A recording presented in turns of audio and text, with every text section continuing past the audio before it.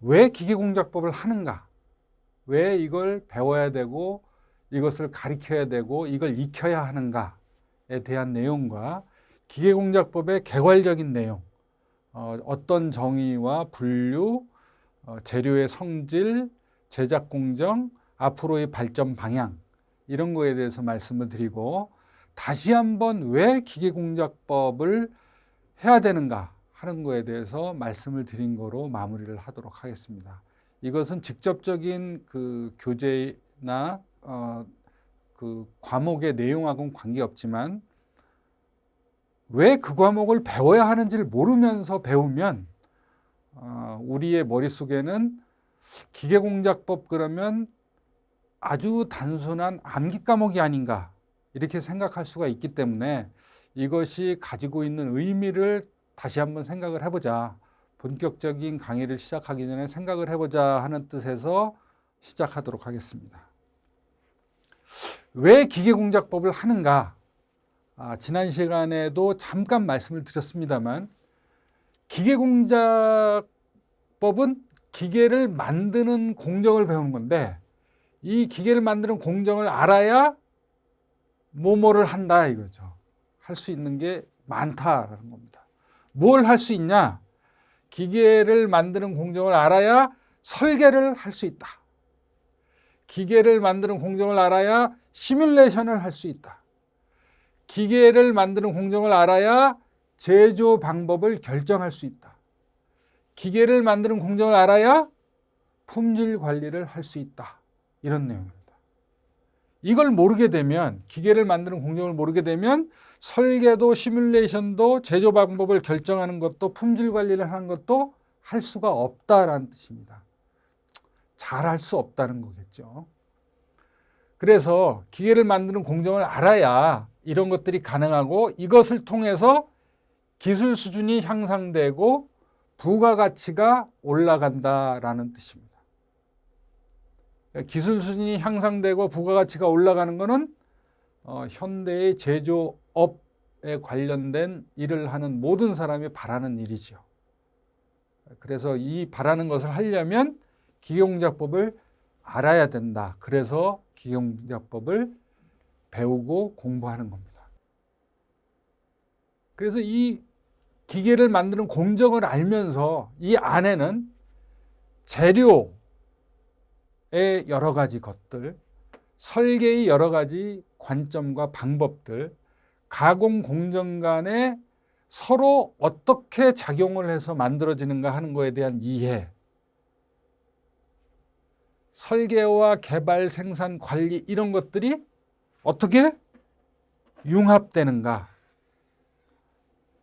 최근에는 융합공학이라는 말도 있습니다.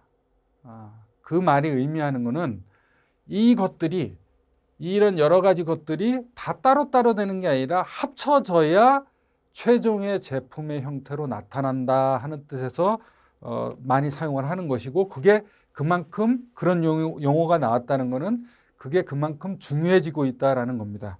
그래서 서로가 이런 것들을 다 알아야 제대로 된 설계, 생산에 기반한 설계, 관리에 기반한 설계가 가능한 거고 이 설계한 것을 잘 알아들어야 정확한 개발과 생산이 가능한 것이고 이 설계 방법과 개발 과정과 생산하는 방법을 알아야 관리도 가능한 겁니다. 그래서 이 모든 것이 따로가 아니라 섞여서 하나의 제품의 형태로 결과로 나온다는 것이죠. 뿐만 아니고 새로운 공정이 만들어지거나 새로운 공정을 개발하거나 할 때는 이런 공정을 이해하는 데 있어서 기본적인 역할을 해주는 게 기존의 방법을 알아야 새로운 것에 대한 이해를 할 수가 있기 때문에 기계공작법을 하는 것입니다. 그러면 기계공작법의 정의에 대해서 말씀드리겠습니다. 그리고 기계의 전체적으로 기계란 게 뭐냐, 그리고 기계의 요소가 뭐냐, 기계는 어떻게 분류가 되냐, 개괄적인 기계의 전반적인 이야기를 잠깐 하도록 하겠습니다. 기계공작법이란 게 도대체 뭐냐? 많은 사람들은 기계공작법을 용어 자체를 들으면서 공작이라는 그런 말을 들으면서 이게 뭔가 손으로 뭔가 만드는 이런 것이 아닌가 이런 생각을 할 수 있습니다. 맞습니다. 손으로 만들기 시작한 거에서부터 시작을 했기 때문에 용어 자체가. 하지만 우리가 이제 기계공작법이라고만 저렇게 사용을 하는데 제가 정의를 하고 학과목 이름을 기계공작법이라고 했는데 많은 그 책들은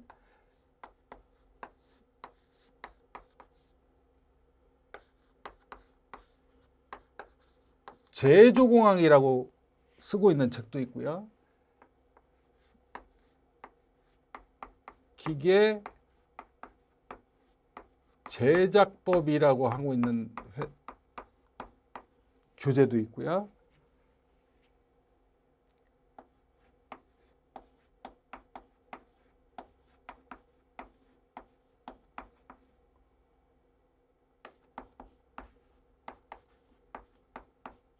기계 제조공학 이렇게 사용을 하고 있는 데도 있습니다. 모두 다 영문으로 보면 매뉴팩처링입니다. 이 매뉴팩처링이라고 하는 단어 자체가 사람 손을 의미하는 단어와 무언가 만든다라고 하는 단어가 합쳐져서 만들어진 거기 때문에 그래서 가장 많이 쓰는 용어는 기계공작법입니다. 그래서 학과목 이름이 기계공작법이 됐고요. 기계공작법을 한마디로 말씀을 드리면 여러 가지 정의를 할 수 있습니다만 각종 공업용 재료를 여러 가지 방법으로 변형해서 내가 원하는 필요한 크기와 모양을 가지는 기계나 기구, 요소 등을 만드는 기술이다라고 말씀드릴 수 있습니다. 그래서 이 여러 가지 방법을 배우는 겁니다. 이 여러 가지 방법이 이런 것들이 있는 겁니다. 아까 지난번에 말씀드렸던 그런 내용과 같이 주조, 소성 이런 여러 가지 프로세스들이 있겠죠. 이런 것들을 배우는 거고요. 이 기계공작법에서 이런 것들을 배우기 때문에 생산과 제조의 기본적인 내용을 배우는 것이고 설계, 기능을 설계하는 것이냐 아니면 양산에 맞는 양산 설계를 하는 것이냐 아니면 이 두 가지를 만족했음에도 불구하고 무언가 사람이 보기 좋게 만드는 그런 디자인 설계를 할 것이냐 하는 이런 모든 설계를 배우고 이 설계를 할 수 있도록 하는 기본적인 그런 여러 가지 방법들을 배우는 겁니다. 그래서 이런 걸 배우고요. 그 다음에 기계와 장치의 대량 생산성을 고려를 해서 이런 생산, 제조, 설계 이런 것들을 하는 방법을 배우는 거죠. 그래서 생산 자동화에 관련된 그런 내용도 배우게 되는 겁니다. 그리고 이런 우리가 원하는 크기나 모양이 정확하게 나왔냐 또는 이것이 굉장히 정밀할 경우에는 좀 더 중요해지는데 측정하고 검사하는 것도 굉장히 중요합니다. 이런 측정하고 검사하는 방법에 대한 것도 포함을 하고 있습니다. 그래서 이런 것들을 모두 포함을 하고 있는 게 기계공작법이 되겠고요. 그래서 지금 무언가를 만드는 제품을 만드는 과정이 지금 순차 제조와 동시 제조 이런 두 가지 방법이 있습니다. 이 순차 제조 방법의 내용은 왼쪽과 같습니다. 글자가 작기 때문에 제가 설명을 하나하나 해드리면 순차 제조라는 것은 순서대로 제조한다는 뜻입니다. 어떤 순서냐?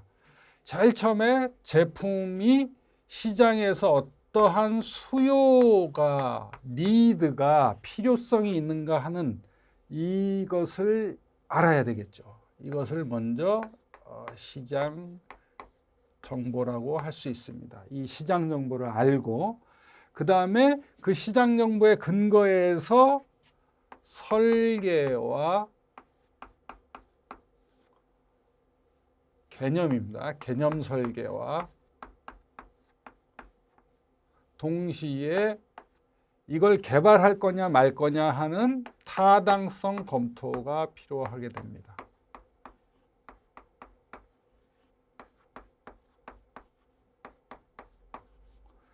이걸 근거로 해서 실제로 설계를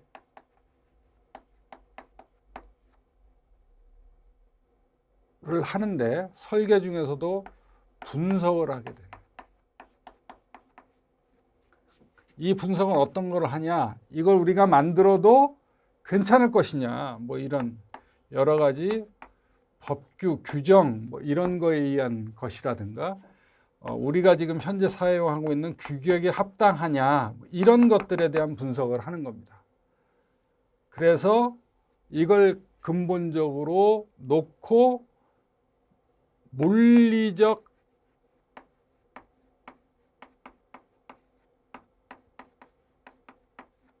해석적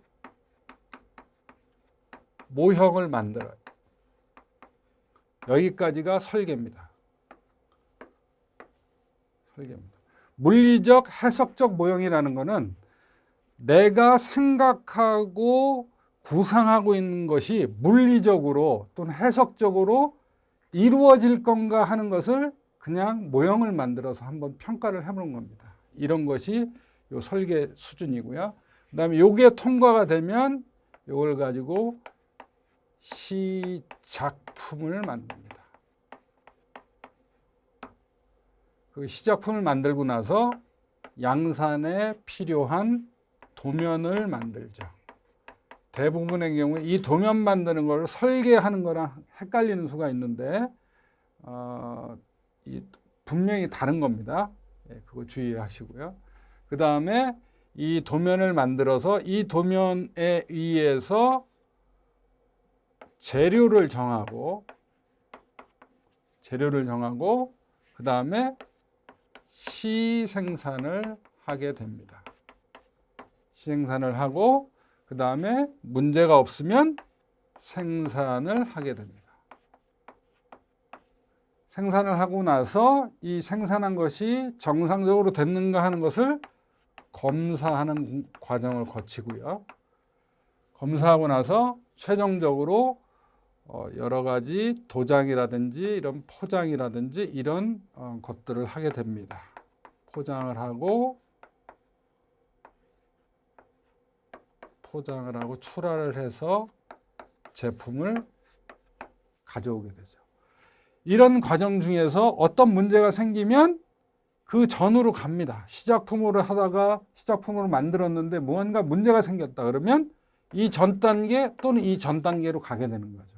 그래서 원하는 것이 나올 때까지 계속 디버깅 과정을 거치게 됩니다. 근데 이것이 옛날 방식의 순차 제어 순서대로 만드는 순차 제조 방법이었던 겁니다. 그런데 이것이 1990년대 중반 이후에 동시 제조로 바뀌게 됩니다.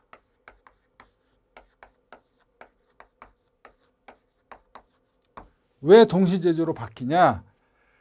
순서대로 이렇게 여기서부터 쭉 해서 제조를 하게 되면 시간이 너무 많이 걸린다는 뜻입니다. 그래서 이것이 시간이 너무 많이 걸리는데 비해서 지금 시장 또는 소비자의 필요성은 제품에 대한 요구는 급속도로 굉장히 빠르게 변하기 때문에 그 변하는 소비자의 수요 필요성에 맞추기 위해서는 빠르게 뭔가 전개를 해야 되는데 이 순서대로 가면서 전개를 하는 것은 아무리 시간을 빨리 해도 시간이 많이 걸린다는 뜻이에요. 그래서 이 모든 것을 한꺼번에 동시에 생각을 해서 시간을 많이 줄여보자라는 게 이 동시 제조입니다. 그래서 이것이 지금은 전 세계적인 트렌드가 되고 있고요. 물론 당연히 큰 회사 또는 잘 운영이 되고 있는 제조 회사에 관련된 얘기입니다만 아직도 많은 중소기업들은 이 순차 제조 방식을 통해서 제조를 합니다만 그 전 세계적으로 큰 회사가 되려면 이런 동시 제조를 해야 된다라는 것이 방식입니다. 이 동시 제조를 하기 위해서는 그럼 무엇이 필요하냐? 기계 공작법을 알아야 된다 이겁니다. 순서대로 할 때는 나는 그냥 내 역할만 하면 돼요. 순차 제조를 할 경우에는. 그런데 그게 아니고 동시 제조를 할 경우에는 내가 이런 여러 가지 것들을 한꺼번에 알지 못하면 내 역할을 하는 데에 큰 문제가 발생할 가능성이 있습니다. 그래서 그런 이 세계적인 제조 트렌드에 맞추기 위해서도 기계 공작법, 기계 제조법, 기계 제작법, 매뉴팩처링 엔지니어링은 꼭 학습을 해야 된다 이런 겁니다. 그러면 좀 더 자세히 보기 전에 간단히 기계란 게 뭔지, 기계 요소라는 게 뭔지에 대해서 간단히 말씀을 드리겠습니다. 기계는 18세기 산업혁명에 의해서 시작이 됐다고 생각을 해도 과언이 아니고요. 이 산업혁명을 통해서 비로소 사람은 싼 값의 물건을 쓸 수 있는 대량 생산 체계를 가지게 되는 것이죠. 이 18세기 산업혁명이 그만큼 중요합니다. 그래서 혁명인 거죠. 그래서 산업혁명을 겪었고 그 이후에 기계화하는 것과 소재 기술이 발달하는 걸 통해서 좀 더 다양한 제품을 빠르게 만드는 것이 가능해졌고 그것이 급속도로 더 발전을 해서 자동화와 산업공학적 관점에서 능률을 많이 올리는 그런 공정 그런 방법들이 시도가 됐고 최근 들어서는 지식 또는 정보와 융복합화가 돼서 또는 감성 같은 것이 들어가서 비로소 우리가 지금 향유하고 있는 여러 가지 문명의 이기들, 여러 가지 제품들을 사용할 수 있는 그런 단계에 이르르고 있는 것입니다. 이 과정 속에서 이런 발전 속에서 기계가 왔는데 이때 우리가 생산하고 제조 활동이 커지는 데 있어서 기계화와 자동화 이것이 굉장히 큰 역할을 했죠. 그래서 근대화라고 하면 기계화와 자동화를 근대화라고 이야기를 하죠. 또 제조공학에 대해서 여러 가지 경험적 지식과 정보가 국가의 또는 그 회사의 경쟁력이다라고 할 수 있습니다. 왜냐? 생산 제조공학에 대해서 이런 지식과 정보가 생산성 향상을 가져오게 되니까 생산성 향상이 기술적 우위와 경쟁력이다라고 하는 것 때문에 이런 그 중요성이 생산 제조공학, 기계 제작법, 매뉴팩처링 엔지니어링이 점점 더 중요해지고 있습니다.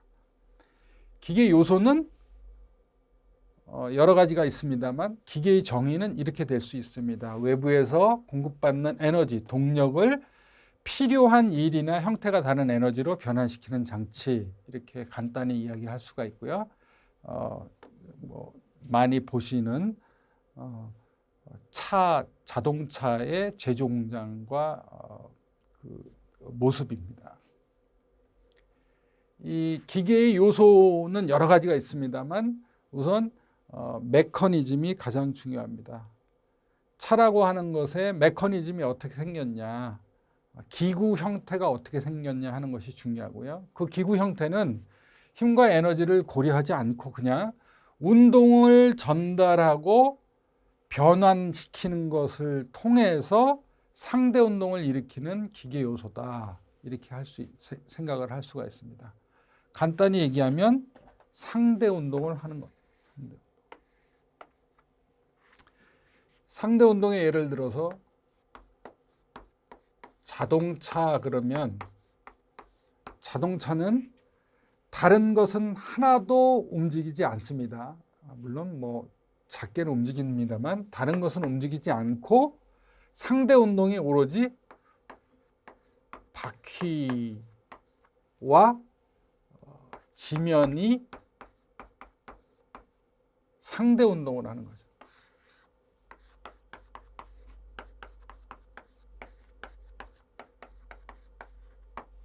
을 하게 되는 요소인 것이죠. 모든 건 다 똑같은데 바퀴만 움직이는 겁니다. 바퀴만. 그 바퀴를 움직이게 하기 위해서 뭐 엔진도 필요하고 도중에 여러 가지 링크 장치도 필요하고 이런 것들이 다 필요한 것이죠. 하지만 따지고 보면 자동차는 바퀴가 지면에 대해서 상대 운동을 하도록 하는 메커니즘입니다. 좀 더 좋은 자동차는 이런 힘과 에너지까지도 고려합니다만 기본적으로는 이렇게 되는 거죠. 그래서 우리가 생각하는 기계 중에서 굉장히 많은 것의 기본은 이런 메커니즘, 기구 장치를 어떻게 만들고 어떻게 이해하느냐 하는 겁니다. 기타 이 기구 메커니즘 이외에 기계 요소들은 이런 것들이 있습니다. 결합력 요소, 전동력 요소, 제동력 요소, 관에 관한 요소 이런 것들이 있습니다. 그림으로 보면 이렇게 됩니다. 축을 고정시키고 축을 회전시키는 것만 사용하도록 하는 축용 기계 요소, 베어링이 대표적인 예입니다. 어떤 에너지를 전달시켜서 운동을 전달시키는 요소, 전동력 요소죠. 이것은 대표적인 게 기어고요. 그다음에 체인, 벨트 뭐 이런 것들이 있겠습니다. 이 캠 같은 경우에는 자동차 안에서 자동차의 폭발 행정을 시간을 조절을 해주는 그런 장치지요.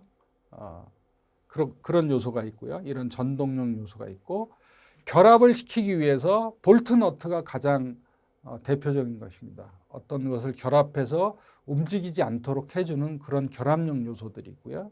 그 다음에 브레이크라든가 스프링이라든가 이런 것처럼 제어를 해주는 기계 요소들도 있고요. 무언가 유체를 계속 흐르도록 해주는 그런 연결을 해주는 관용 기계 요소도 있습니다. 이런 기계 요소들이 대표적인 기계 요소가 되겠습니다. 이런 기계 요소를 가지고 있는 메커니즘 이런 것이 기계가 되는 거고요. 이 기계의 분류를 해보면 동력 기계, 동력을 만들어주는 기계죠. 즉 전기적, 화학적, 기타 에너지를 기계적 에너지로 변환시키는 장치가 되겠습니다. 그래서 열기관, 기관이라든가 원동기 또는 가장 많이 최근에 사용하는 것은 전기 에너지를 가지고 회전이라든지 직선 운동을 만들어주는 모터 같은 것이 있겠죠. 이것이 동력 기계고요. 기계를 분류하는 방법입니다. 참고로 그냥 무한동력 기계는 이런 것들을 막 생각을 했었죠.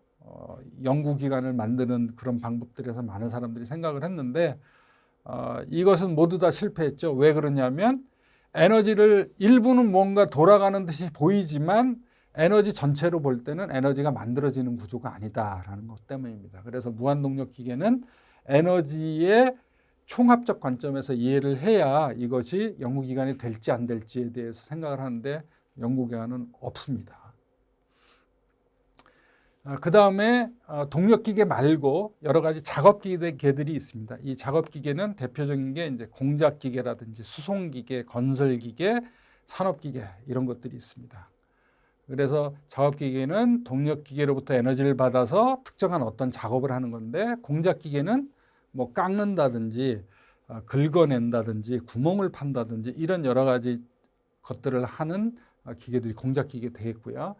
기타 이제 여러 가지 제조기계들은 뭐 인쇄기라든지 방적기, 직기 뭐 이런 것들이 모두 다 제조기계고요. 기타 제조기계고 그 다음에 수송할 수 있는 교통기계라든가 운반기계 이런 것들이 수송기계가 되겠고요. 그 다음에 건설기계, 산업기계로는 냉동기, 송풍기, 압축기 이런 것들이 프레스 이런 것들이 모두 산업기계가 됐습니다. 이게 기계의 분류는 이렇게 되는 거고요. 대표적인 게 이런 거겠죠. 공작기계 대표적인 선반이고요. 산업기계 중에 대표적인 압축기가 되겠고, 그 다음에 공장 라인을 움직여주는 무언가 움직이는 그런 이송기계가 되겠고, 이거는 건설기계 또는 수송기계가 되겠죠. 이런 것이 대표적인 작업기계입니다. 기계란 게 무엇인가에 대해서 오늘 지금 설명을 드렸고요. 지금부터는 기계 재료를 어떻게 결정하는가에 대해서 설명을 드리도록 하겠습니다. 그래서 기계 재료가 무엇이고, 요구되는 성질이 뭐고, 선정은 어떻게 하고, 가공성은 어떤가 하는 것에 대해서 간략하게 말씀드리겠습니다. 기계 재료는 이것처럼 이루어져 있습니다. 즉 금속 재료와 비금속 재료, 그리고 신소 재료 대별할 수 있고요. 금속 재료에는 철강과 철강이 아닌 것 이렇게 나눠지고요. 철강은 순수한 철, 강, 주철, 이것이 철강 재료가 되겠고요. 비철 금속은 구리, 알루미늄, 마그네슘, 티탄, 니켈, 아연, 납, 뭐 기타 여러 가지 것들이 철이 아닌 금속이 되겠죠. 이것이 금속 재료고요. 금속이 아닌 것은 무기질과 유기질로 나눌 수 있는데, 유기질이라고 하는 것은 일단 석유류부터 나오는 것이 모두 다 유기질이요. 그래서 플라스틱이라든지 고무라든지 직물이라든지 이런 것이 유기재료고요. 그 다음에 자연계에 존재하는 유기물로 만들어진 것, 목재라든지 피혁이라든지 이런 것들이 유기재료가 되겠습니다. 무기재료는 이런 석유 성분이 아닌 유리라든지 시멘트, 석재 이런 것처럼 자연계에 있는 무기물을 가지고 만들어낸 재료들이 되겠죠. 이것이 비금속 재료고요. 그다음에 신소 재료로는 이런 유리라든지 시멘트 이런 것들을 갈아서 분말화한 다음에 그걸 가지고 고압으로 압축을 시킨다든지 고열을 가한다든지 해서 만드는 세라믹류, 또는 합금인데 이런 합금들을 여러 가지를 막 섞어서 이런 몇몇 합금들이 아닌 여러 가지 재료들을 섞어서 만드는 그런 초합금, 형상기형 합금, 뭐 이런 것들 여러 가지 기능성 합금들이라든지, 아니면 최근에 많이 사용되는 반도체라든지 나노 소재라든지 탄소류라든지 이런 것들이 신소재가 되겠습니다. 이런 것들이 모두 다 기계 재료로 쓰여질 수 있는 내용이 되겠고요. 이런 것이 되겠습니다. 형상을 보면 이렇죠. 스테인리스, 철, 구리, 뭐 이런 여러 가지 엔지니어링 플라스틱이라든지 이런 것들을 모두 다 사용할 수 있고, 기계에서는 이 모두 다를 하나씩 그 특징과 만들어진 역사라든지 이런 거에 대해서 모두 배우게 됩니다. 기계 재료를 우리가 정할 때 필요로 하는 성질은 간단히 말씀드리면 이렇습니다. 가공성이 좋고 가공이 잘 되고 가볍고, 이거는 버틸 수 있는 강도에 비해서 가볍다는 뜻이겠죠. 가볍고 강도와 인성이 있고, 강하면서 동시에 인성이라고 하는 것은 잘 깨지지 않는 성질입니다. 그 잘 깨지지 않는 성질이 있고, 그 다음에 대량으로 생산이 가능하며 보급이 가능한 저렴한 것이 기계 재료에서 요구되는 특성입니다. 그래서 기계 재료에서 이런 특성을 가지고 있으면서 구체적으로 내용을 보면 물리적인 성질이 이런 것들이 있고요. 기계적 성질, 생산 가공학적으로 성질이 이런 것들이 필요하고, 화학적 성질이 필요합니다. 이 내용에 대해서는 실제 강의를 하면서 내용을 보도록 하겠습니다. 물리적 성질이라는 건 그냥 물리적인 성질이죠. 그러니까 뭐 비열이 얼마나 되냐, 어느 정도 온도에서 녹을 거냐, 열은 어느 정도로 전도를 하냐, 뭐 전기는 어느 정도 전도를 하냐, 또 뭐 자기에 대한 특성은 어떠냐, 뭐 이런 것들이 물리적인 성질이 되겠고요. 기계적 성질이라는 것은 기계적인 어떤 힘하고 관련된 거겠죠. 힘하고 관련된 거니까 무게도 힘입니다. 무게도 힘이죠.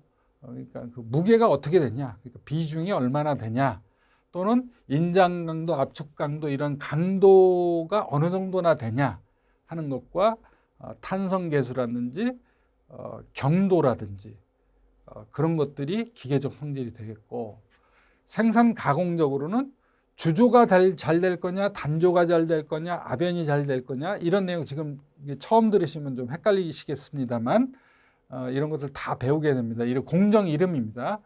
딥 드로잉은 어떻게 될 거냐, 기계 가공성은 어떻게 될 거냐, 용접은 잘 될 거냐, 또는 뭐 열이 올랐다가 떨어지면 수축이 많이 되냐, 뭐 이런 것들 가공을 다 하고 나서 그것을 부분적으로 딱딱하게 만들 필요가 있을 때 그런 것들이 가공 경화성인데, 그런 것들이 잘 될 거냐 안 될 거냐, 이런 것들이 생산 가공학적인 성질이 되겠고요. 그다음에 화학적 성질은 뭐 예를 들어서 산에 강하냐, 산에 강해야 뭔가 산성이 있는 환경에서도 사용할 수 있으니까 그런 것들이죠. 알카리성에는 강하냐, 불에는 또 얼마나 강할 거냐, 어떤 성질, 불이 닿으면 어떤 성질을 가질 거냐, 뭐 이런 겁니다. 이런 성질을 화학적 성질이라고 볼 수 있습니다. 이런 여러 가지 성질들을 기본으로 알고 있어야 재료를 잘 선택할 수 있다라는 내용입니다. 이런 재료를 가지고 어떻게 가공할 거냐, 가공을 여기서 얘기하는 가공이라고 하는 거는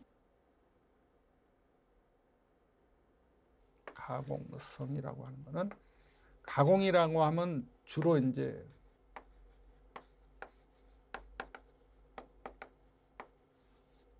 머시닝이 되겠습니다. 이 머시닝은 기계를 통해서, 그냥 머시닝의 정의는 많은 사람들이 다 다르게 내립니다만, 저는 기계적인 공정을 통해서 무언가 형상이나 특징을 바꿔줄 수 있냐를 머시닝이라고 생각을 합니다. 그래서 이 머시닝의 내용은 녹일 수 있냐, 두드려서, 단조라는 건 두드리는 겁니다. 두드려서 얼만큼 펴지게 할 수 있냐, 어떤 형상을 만들 수 있냐, 밀어붙이거나 누르거나 뽑아내거나 찍어낼 수 있는 성질이 어느 정도나 되냐, 깎을 수 있을 때는, 깎는 것에 대해서는 어떤 성질을 가지고 있느냐, 또는 이미 만들어져 있는 두 가지 제품을 합치는 것이 얼마나 가능했냐, 용접성이라든지 납땜에 대해서 얼마만큼 쉽게 할 수 있냐, 이런 성질들 모든 것이 가공성입니다. 그래서 이런 가공성을 알고 재료의 특징을 알고 그 다음에 재료를 정하는 과정이 되는 거죠. 그래서 기계 부품에 요구되는 기능으로 강도와 기계적 성질을 가지고 있으면서 내마모성, 내식성, 내열성 등 이런 성질을 가지고 있는 기계 부품이 요구되는 기능이죠. 그래서 어떤 강도를 가지고 있어야 된다, 이 요소는, 부품은. 그런 또 기계적 성질은 이런 성질을 가지고 있어야 된다, 마모성이 좋아야 된다, 뭐 이런 여러 가지 기능들을 가지고도 재료를 정하기도 하고요. 동시에 얼마만큼 기계 공작을 잘할 수 있냐, 가공법에 따라서 얼마만큼 기계 공작을 쉽게 할 수 있느냐에 의해서 기계주를 정하기도 하고, 똑같은 경우에 비슷한 경우에는 재료를 얼마나 값싸게 얻을 수 있냐를 가지고 정하기도 합니다. 그래서 이런 여러 가지 과정을 통해서 기계 재료를 정하는 겁니다. 그리고 나서 기계 가공을 하는 거죠. 그래서 기계 공작법의 그 제조 프로세스에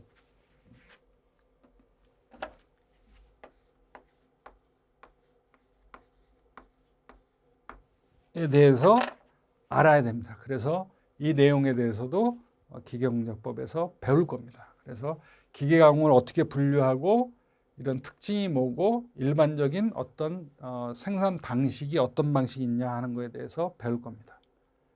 그래서 기계 가공은 간략하게 설명을 드리면, 기계 가공은 절삭 가공이 있고 절삭이 아닌 가공이 있습니다. 여기 절삭 가공이라고 하는 거는, 절삭이라고 하는 거는 깎는다라는 뜻입니다. 그래서 절삭 가공 안에는 절삭과 연삭이 있습니다. 절삭은 칼날을 가지고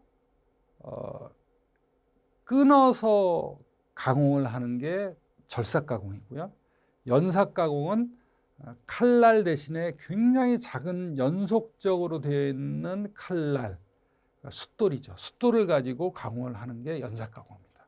이 두 가지가 절삭 가공이라고 이야기되고, 이 절삭이 아닌 것, 깎는 것이 아닌 가공이 비절삭 가공입니다. 비절삭 가공의 대표적인 게 녹이거나 때려거나 붙이거나 여러 가지 특수 가공으로 전기 등을 이용을 해서 이렇게 그 가공을 해내는, 에너지를 투입해서 가공을 하는 거죠.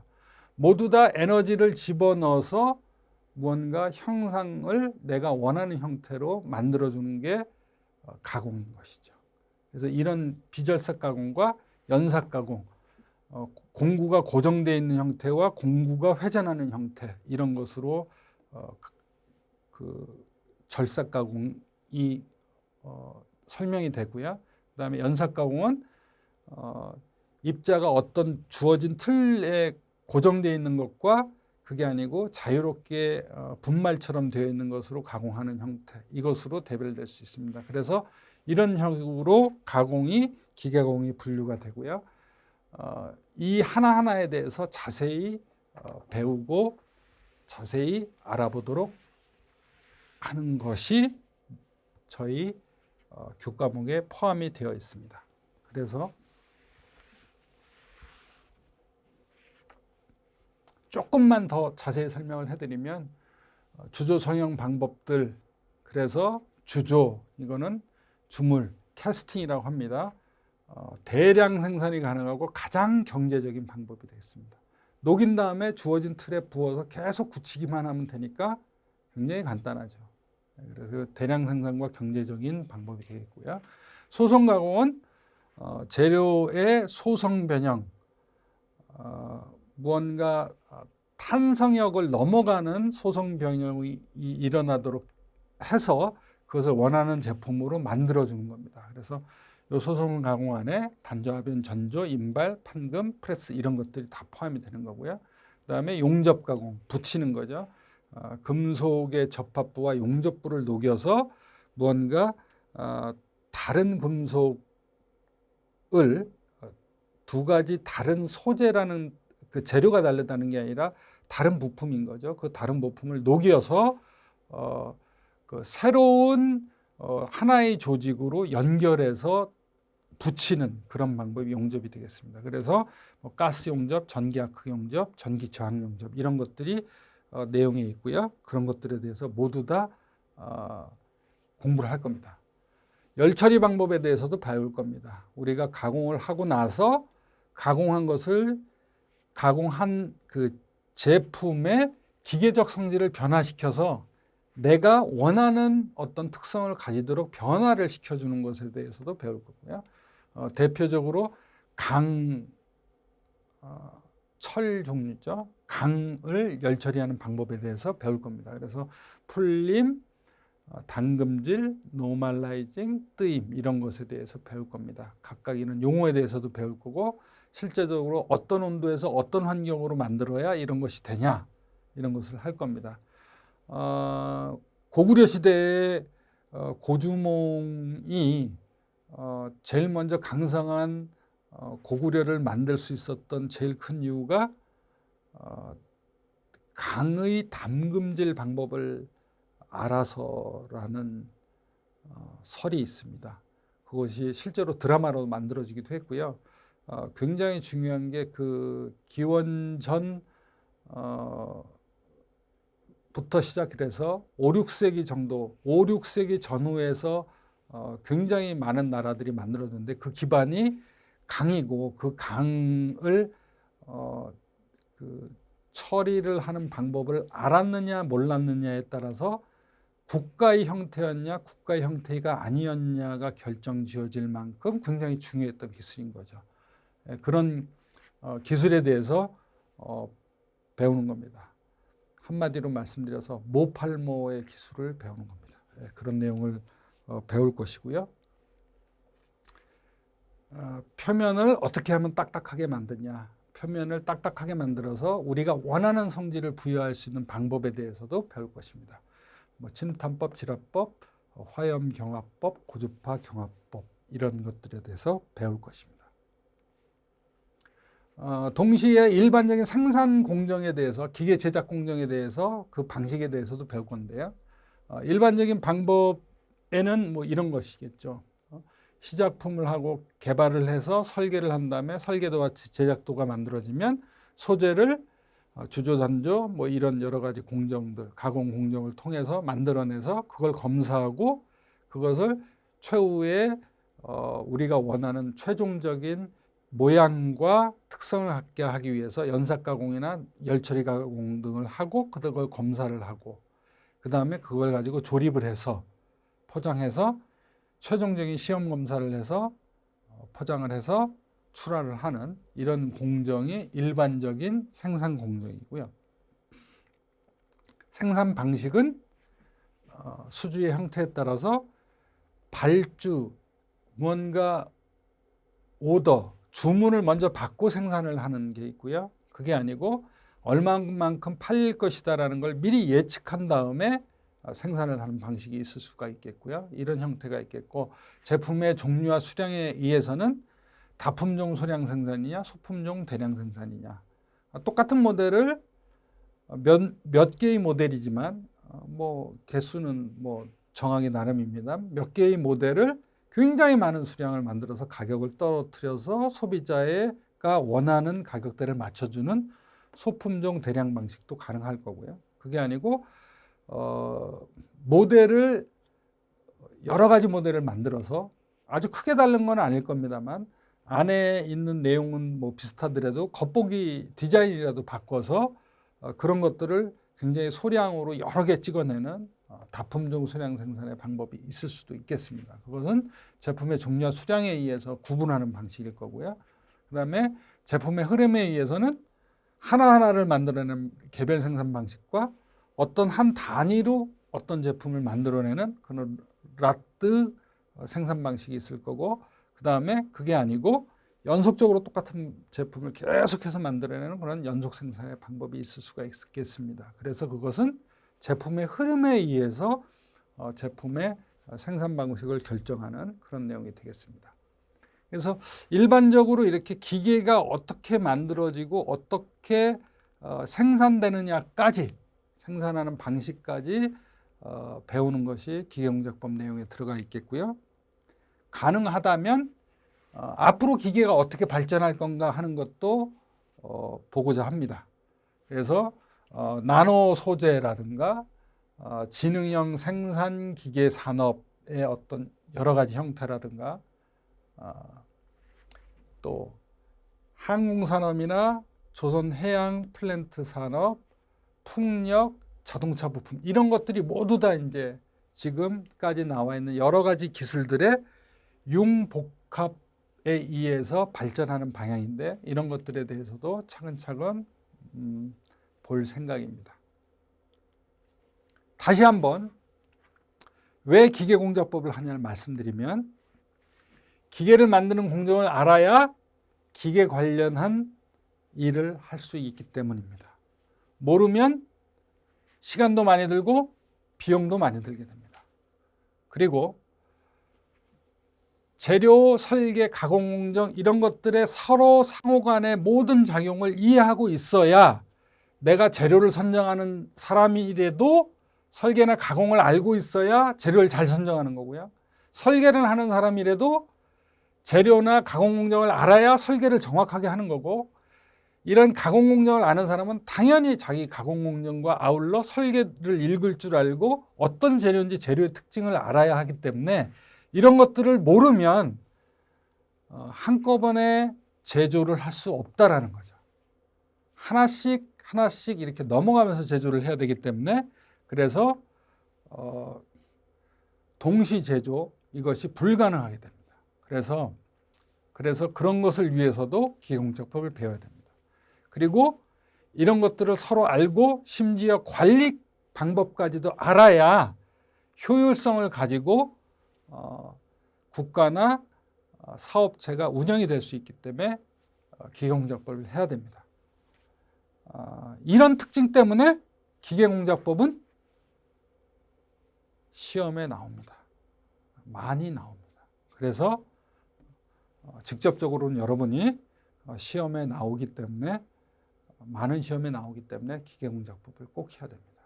그래서 이런 이유 때문에 기계공작법을 하니까 또 이런 내용으로 기계공작법을 할 거고 하나하나를 이해하고 보면서 할 거니까 기계공작법이 단순히 외우는 과목이라고 생각하지 마시고 저와 함께 이제 1강부터 시작해서 차근차근 기계공작법에서 가리키는 모든 과정을 밟아 나가시도록 하겠습니다. 그러면 1강에서 뵙겠습니다. 감사합니다.